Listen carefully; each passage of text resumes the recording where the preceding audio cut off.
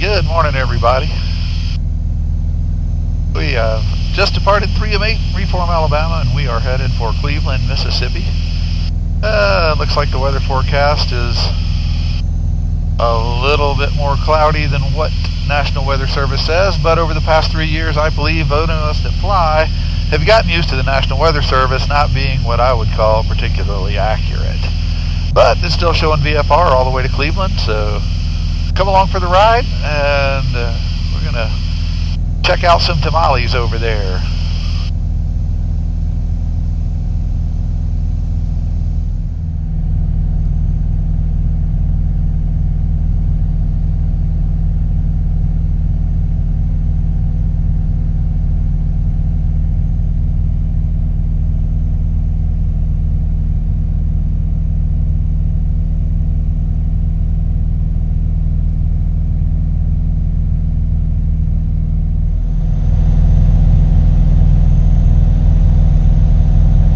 Coming up on Starkville, Mississippi. I guess they got a college football game going on down there today. We're going over the top of a TFR, which stops at 3,000, and we're going to go over the top at 4,000.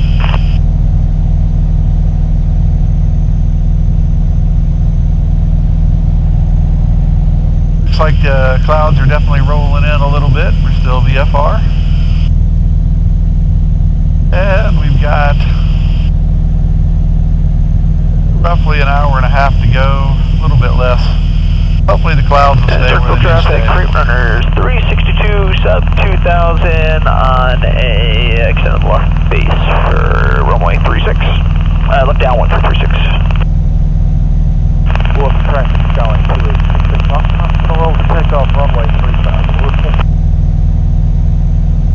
Walker County traffic, traveler 5408 uniform, 10 miles out on the BOR DME Alpha, bound for circle to land, runway 27, full stop Walker County. That's the beautiful thing about Unicom, we get to hear all over. That's a 531, Charlie Papa's hold short, runway 18, Starkville.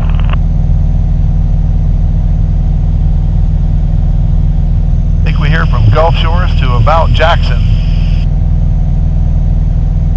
on this Unicom frequency.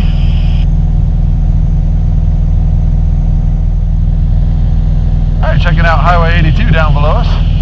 See what the headwind we've got. Our ground speed is indicated as 84 knots on ForeFlight, which means we're only going just a little bit faster than some of those cars down there. But I don't have to worry about state troopers writing me a ticket.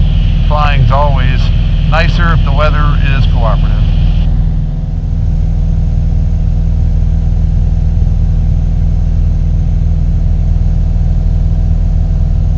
Found a little smooth spot. About 3,700, it's a little bit faster and a little bit smoother than 35. It's pretty farmland out there on this overcast day.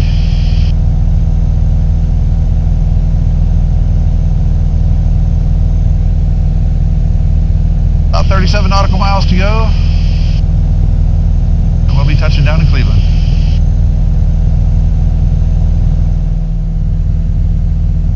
When you're flying over this part of the country, I think it's always interesting to look at where rivers have been. You can see where the river currently is, and over many, many years you can look out and you can see where the river used to be.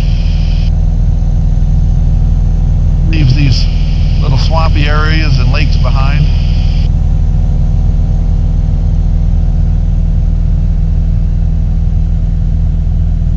And that's what makes the good farmland.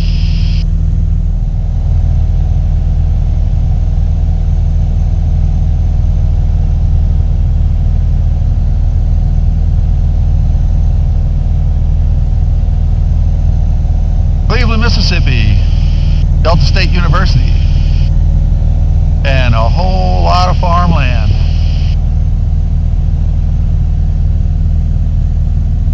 Ability 108,000, scattered, ceiling 9,000, overcast, temperature 4 Celsius, dew point -6, altimeter 3045, remarks. Lightning information not available. Test no down.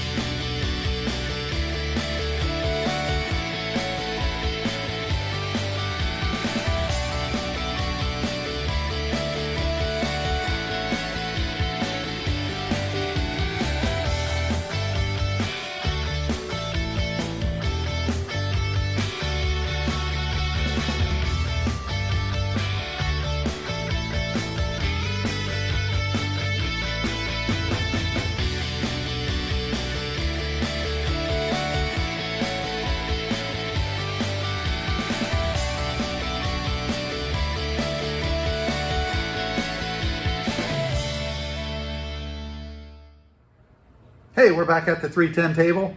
Gonna wrap that one up. It's gonna be part one for Cleveland. Gonna break it into two parts. We went up to Cleveland, Mississippi, went to the airport grocery. It was really good. I got tamales, as promised. The tamales came traditionally plated in a corn husk, and I'm gonna give them, you know, probably a 9. I'm gonna go a 9 on that. Another thing they had there were pork bites. Yeah, And they fry them or they grill them. grilled was better. And the grilled was excellent. I mean, the grilled pork bites is what I'm going to tell everybody. This is what you need to fly to Cleveland, Mississippi for. Fly her to Cleveland. Unfortunately, to the best of my knowledge, they do not have a courtesy car. No, they don't. That might change in the future, but they do have Uber, they do have Lyft, and there is a taxi service in town. And we'll put links in the comments description, you know, where you can call those numbers should you choose to fly over there. But those pork bites is what you really need to go for. I know it sounds crazy, but the grilled ones, I don't know, I give those like a 12 on a 10 scale. Yeah. Something like that. All right. We were there with some friends. Hannah was in school over there for a little while, and some of the friends that she had over there came and ate with us. And I've got this because I don't remember what they ate. But looks like they got a pulled pork plate and okra, and we did get scores, by the way, from everybody. And the pulled pork plate, they gave it a 7. Is that right? I gave it a 7. I don't You know gave what it a you 7. gave it. Okay. So, you know, still pretty good. Now, we are from Alabama, and Tuscaloosa, Alabama is kind of the barbecue capital. We've discussed that in one of our previous videos. So we tend to judge barbecue probably a little harder than everybody else. Yeah, I would say it's like Alabama, Texas, and I don't know which Carolina. One of the Carolinas. They blend together into like one state to me. Sorry for the people who are from there. Yeah, yeah. Texas barbecue I like, but yeah, all the other Carolinas, they blend together. What else was there? I'm waiting for you to speak up here. We got. I don't know. You already said what I got. Yeah, we got the bacon I burger. would give the okra a 9. You do? Yeah, that okra was really good. I didn't get any. I offered you a piece. I know, You but said I didn't no. get any. You got the tamales. Cindy was with us. She got the bacon burger. She said it was quite good. The bacon was really crispy. Y'all know me. I've said before, I like crispy bacon, but I like bacon to be a little chewy too. But she gave it really high marks. She said the burger was an 8.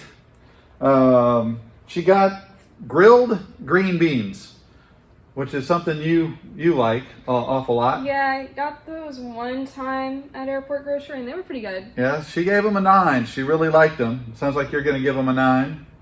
No, I'd give them like an 8. Give them an 8? Okay. No, 43 Prime and Northport's grilled green beans are better. Oh, so you have a measuring stick. Yeah, I do. Okay. The measuring stick is a more local place. So 8, 9, probably worth your order still if you make it over there. Looks like the crawfish poor boys scored the lowest with a high 6, low 7. One of our friends, David, got that. What he said was it wasn't spicy enough.